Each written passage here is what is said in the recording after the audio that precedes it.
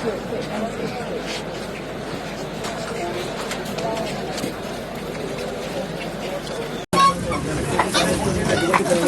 can promise that we'll do everything to avoid it. এখনকার এই মুহূর্তের আলোচনার বিষয় হচ্ছে সেনাপ্রধান ও ইউনূসকে ফাইনাল বার্তা দিতেই ঢাকায় জাতিসংঘের মহাসচিব। আসসালামু আলাইকুম প্রিয় দর্শক শ্রোতা, হঠাৎ কেন জাতিসংঘের মহাসচিব অ্যান্থনি গুতেরেস বাংলাদেশে এসেছেন অবশেষে তা জানা গেল।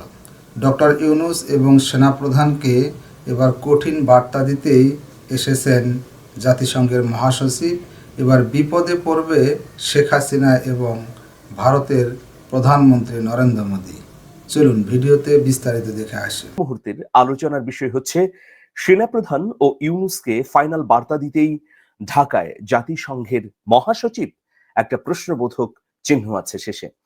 প্রিয় দর্শক, আপনাদের মতামত নিশ্চয় আছে, আপনারা কমেন্ট বক্সে গিয়ে লিখুন।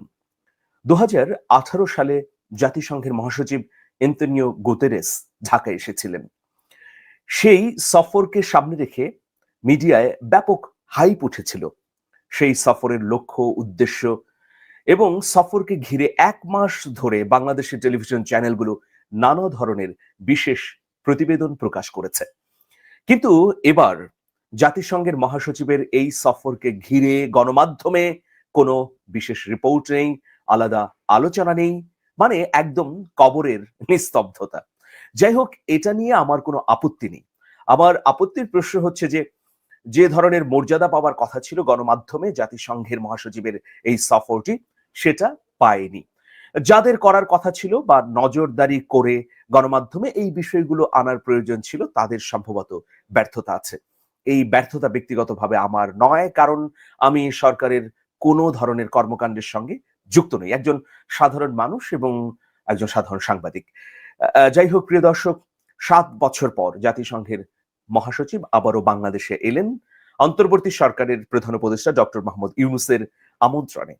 একটা খবর চাউর হয়েছে মানে ফেসবুকে দেখা যাচ্ছে যে জাতিসংঘের মহাসচিব আসছেন একটা বিশেষ উদ্দেশ্যে।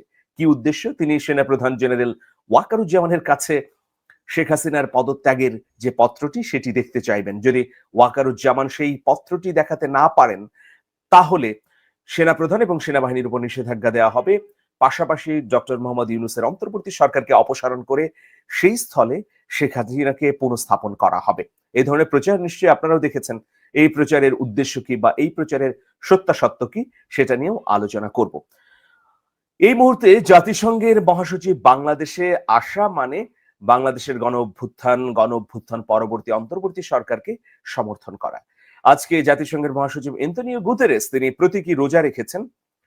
তিনি দুপুরের দিকে কক্সবাজারের উদ্দেশ্যে রওনা হবেন ডক্টর মোহাম্মদ ইউনূসকে সঙ্গে নিয়ে। সেখানেই ইফতার করবেন, কক্সবাজারের রোহিঙ্গাদের কথা শুনবেন, তাদের সমস্যা সংকট জানবেন। পাশাপাশি রোহিঙ্গা শিবির পরিদর্শন করবেন, সুযোগ সুবিধাও দেখবেন যে কি কি সুযোগ সুবিধা রয়েছে। জাতিসংঘ ইতোমধ্যে রোহিঙ্গাদের পুনর্বাসনের জন্য একটা জোরালো তৎপরতা হাতে নিয়েছে, বিশেষ করে 5ই আগস্ট গণ অভ্যুত্থানের পর। অনেকে বলছেন যে আশার একটা আলো দেখা যাচ্ছে রোহিঙ্গাদের মিয়ানমারে ফিরিয়ে দেবার ক্ষেত্রে। সেক্ষেত্রে বাংলাদেশের ভেতর দিয়ে মিয়ানমারের রাখাইনে করিডোর স্থাপন করে তাদেরকে ফেরত পাঠানো হবে কিনা, বা অন্যান্য কি কি উদ্যোগ নেওয়া হবে, যেমন আরাকান আর্মির সঙ্গে কথা বলা হবে কিনা, এই বিষয়গুলো নিয়ে আলোচনা রয়েছে। যাই হোক, 2018 সালে অ্যান্তনিও গুতেরেস তিনি কিন্তু রোহিঙ্গা শিবির পরিদর্শনে এবং এই সংক্রান্ত কাজেই এসেছিলেন। সেই সময় সমগ্র মিডিয়া বলেছিল যে শেখ হাসিনা একজন বিশ্ব নেতা, যে কারণে তার ডাকে অ্যান্তনিও গুতেরেস ঢাকায় এসেছেন। প্রিয় দর্শক, তো দেখুন, অ্যান্তনিও গুতেরেস ঢাকায় এলেন 4 দিনের সফরে। তিনি অনেক গুরুত্বপূর্ণ কাজ ফেলে ইউনূসের আহ্বানে সাড়া দিয়েছেন। এটা মোহাম্মদ ইউনূসের অবশ্যই একটা ক্রেডিট যে তিনি কিছুদিন আগে জাতিসংঘকে দিয়ে বাংলাদেশে জুলাই আগস্ট গণহত্যার তদন্ত করিয়েছেন। এরপর জাতিসংঘের 2 মানবাধিকার কমিশনকে আহ্বান জানিয়েছেন যে বাংলাদেশে আরো যত গণহত্যা হয়েছে বা হত্যাকাণ্ডের ঘটনা ঘটেছে সেগুলো যেন মানবাধিকার কমিশনে নথিভুক্ত করা হয়। প্রিয় দর্শক, খুব তাৎপর্যপূর্ণ জাতিসংঘ মহাসচিবের এই সফরটি। প্রথমত, যে জাতিসংঘ মহাসচিব তিনি এই সময়ে এসে রোহিঙ্গা ইস্যুর সমস্যা সমাধানের জন্য একটা পথ তৈরি করতে চাচ্ছেন, অনেক দূর এগিয়েও গেছেন। আপনারা জানেন যে মিয়ানমারের এই রাখাইন অঞ্চলটুকু এখন আরাকান আর্মিদের নিয়ন্ত্রণে রয়েছে। সেই জন্য বাংলাদেশ সরকার তো বটেই, জাতিসংঘের তরফ থেকেও আরাকান আর্মির সঙ্গে নিয়মিত যোগাযোগ করা হচ্ছে। আরাকান আর্মি ইতিমধ্যে প্রতিশ্রুতিও দিয়েছে যে তারা একটা সুবিধাজনক সময়ে, দ্রুততম সময়ের মধ্যে রোহিঙ্গাদের পুনর্বাসনের বা প্রত্যাবাসনের ব্যবস্থা করবে। তাহলে এটা নিশ্চয়ই বড় একটা দিক। এটা হচ্ছে এই সফরের প্রথম গুরুত্বপূর্ণ দিক। এখন দ্বিতীয় গুরুত্বপূর্ণ দিকে আসি। বাংলাদেশে 5ই আগস্টের পরবর্তী সময়ে দেশ কোন দিকে যাচ্ছে, দেশের গতিপথ কি হবে, গণতন্ত্র এবং সুশাসন নিশ্চিত হবে কিনা, এগুলো নিয়ে নাগরিক সমাজের সঙ্গে একটা বৈঠকে মিলিত হবেন এন্তোনিও গুতেরেস। এটা শনিবারের আসলে কর্মসূচিতে রয়েছে। এটা দ্বিতীয় গুরুত্বপূর্ণ বিষয়। আর তৃতীয় গুরুত্বপূর্ণ বিষয় হচ্ছে চলমান সংস্কার নিয়ে সুস্পষ্টভাবে কথা বলবেন এন্তোনিও গুতেরেস। তিনি সংস্কার কমিশনগুলোর সঙ্গেও আসলে কথা বলবেন, কি ধরনের সংস্কার হচ্ছে, সেই সংস্কারে জাতিসংঘের কতটুকু অংশীদারিত্ব নিশ্চিত করা যায়, এই বিষয়গুলো নিয়ে আলোচনা হবে। এখন এই তিনটি গুরুত্বপূর্ণ বিষয়কে সামনে যদি রাখি, এর বাইরে আরো কিছু অজানা ভূ রাজনৈতিক দিক রয়েছে। দেখুন, যখন বাংলাদেশকে জঙ্গি রাষ্ট্র বানাবার একটা তুমুল প্রয়াস চলছে, তখনই জাতিসংঘের মহাসচিবের এই ঢাকা সফর। এখন দেখুন, ভারতের যারা বাংলাদেশ বিষয়ক অপনীতি তৈরি করেছে, তাদের খুব কষ্ট হচ্ছে যে বাংলাদেশকে কেন আফগানিস্তানের মতো জঙ্গি রাষ্ট্র হিসেবে প্রতিষ্ঠিত করা গেল না। এর একটা ব্যাখ্যা আছে। কারণ বাংলাদেশে প্রগতিশীল, তাদের মতে প্রগতিশীল যে সরকারটি 16 বছর তাদের লক্ষ্য, উদ্দেশ্য এবং সকল প্রয়োজন সার্ভ করেছে, তারা তো এই মুহূর্তে নেই। সুতরাং তাদের বাইরে যারাই ক্ষমতায় আসবে, তারাই জঙ্গিদেরই প্রতিনিধিত্ব করছে। এই যে বয়ান, সেই বয়ান আসলে মুখ থুবড়ে পড়েছে।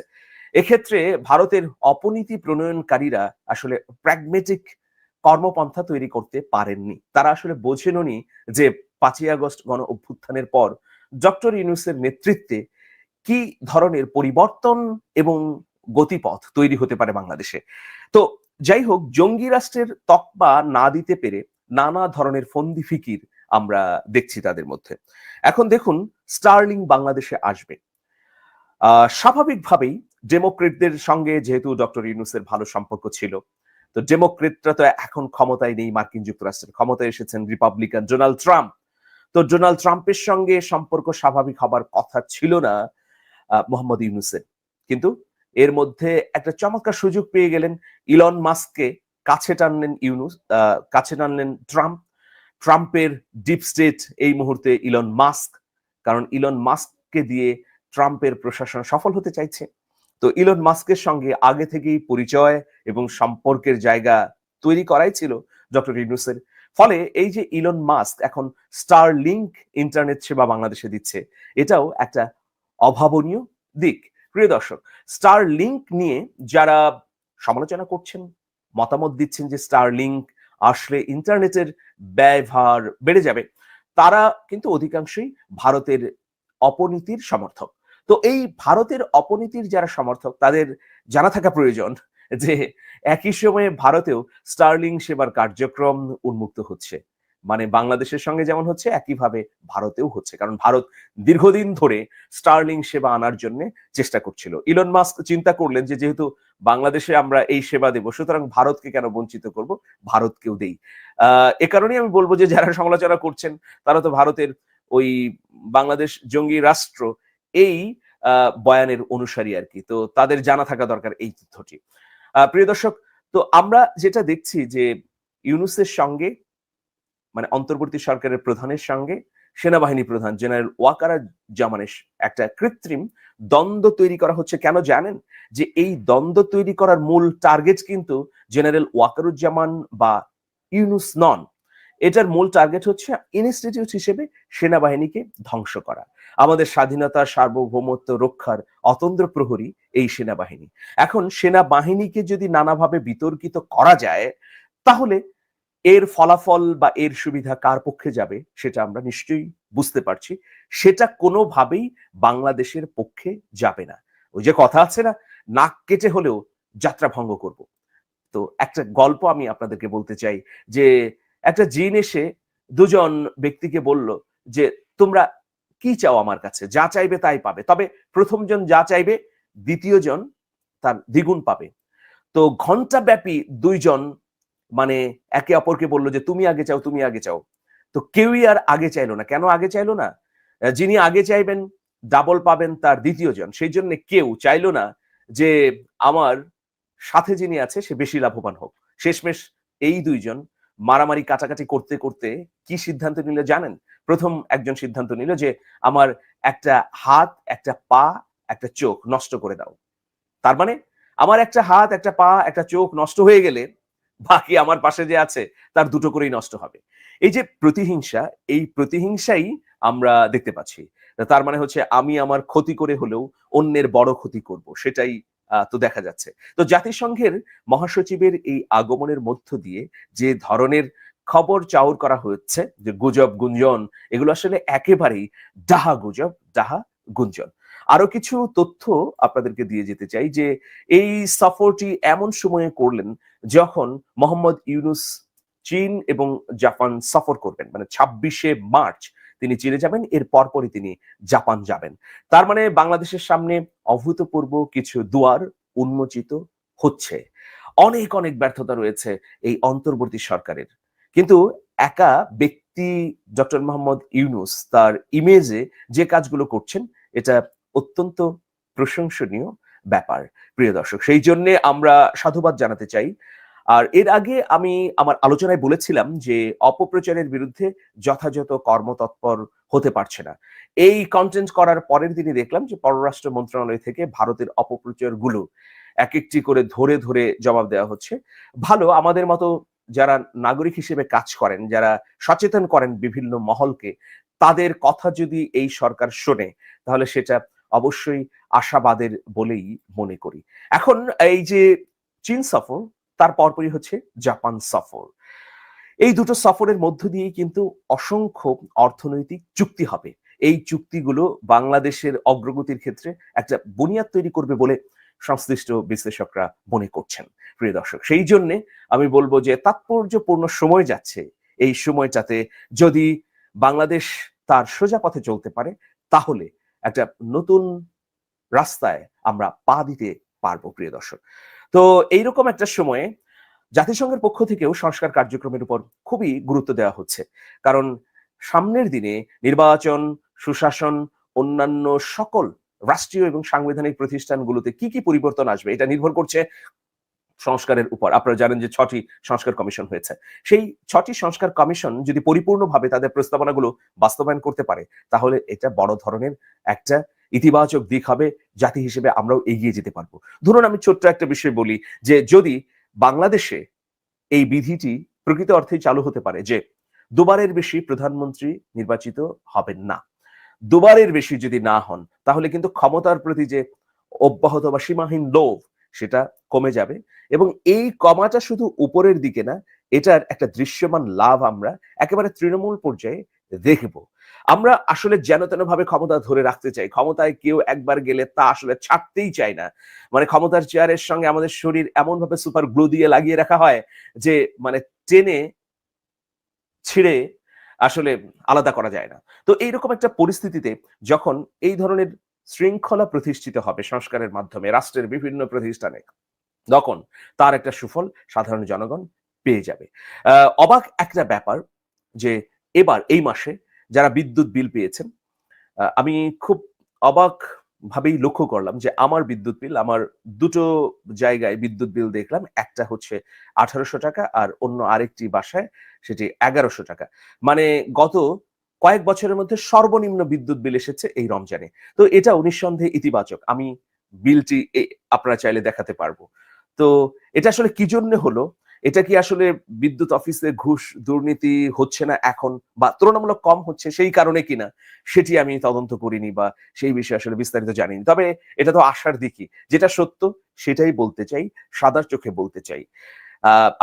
আমি ব্যক্তিগত একটা জবানবন্দি আপনাদের সামনে হাজির করছি যে এই রমজানে আমি কোনো রাজনৈতিক দল বা কোনো সামাজিক সাংস্কৃতিক সংগঠনের ইফতার মাহফিলে যাইনি, বিশেষ করে রাজনৈতিক দলের ইফতার মাহফিলে যাইনি, কারণ রাজনৈতিক বিভিন্ন দলের সঙ্গে আমার কোনো সম্পৃক্ততা নেই। আমি এই মুহূর্তে কেবলমাত্র সাংবাদিকতার সঙ্গেই যুক্ত রয়েছি, সাংবাদিকতার মধ্য দিয়ে সত্য তথ্যটি তুলে ধরতে চাই।